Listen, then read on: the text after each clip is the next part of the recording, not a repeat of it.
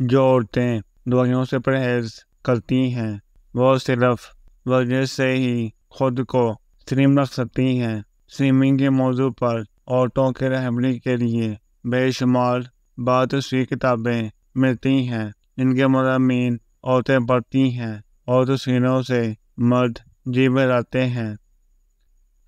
فحش کتاب میں دیمک نہیں رکھ سکتی کیونکہ دیمک ایسا کاغذ کھا کر افزائش نسل کے قابل نہیں رہ سکتی۔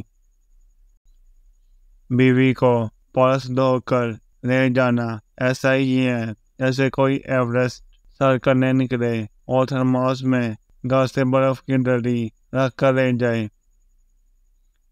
میٹھا خربوزہ اور خاموش بیوی قسمت والوں کو ہی ملتی ہے۔ عجیب دنیا ہے، یہاں عورتیں دوسری عورتوں کی شکایت کرتے نہیں تھکتی جبکہ مرد دوسری عورتوں کی تعریف کرتے نہیں تھکتے۔ مرد واقعی عظیم ہے۔ یوسفی صاحب سے پوچھا گیا کہ اگر شیر تمہاری بیگم اور ساس پر حملہ کر دے تو آپ کس کو بچائیں گے؟ یوسفی صاحب بولے، ظاہر ہے شیر کو بچاؤں گا۔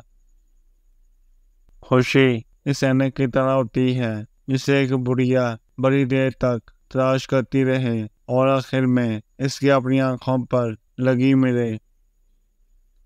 رشتوں کی قدر کریں کیونکہ پھر تصویریں کسی کی کمی کو پورا نہیں کر سکتی۔ کبھی کبھی ایسا ہوتا ہے کہ زندگی آپ کو ہر وہ چیز لٹا رہی ہوتی ہے جو کبھی آپ سے چھن گئی تھی باشمول محبت کے، لیکن آپ بے نیاز ہو چکے ہوتے ہیں۔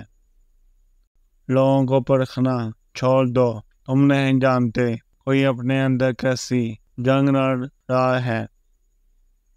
نفسیات کے مطابق ہونٹوں کو چومتے وقت عورت اپنی آنکھیں اس لیے بند کر لیتی ہیں کیونکہ وہ عام زندگی سے خیالاتی زندگی میں رہنا زیادہ پسند کرتی ہے۔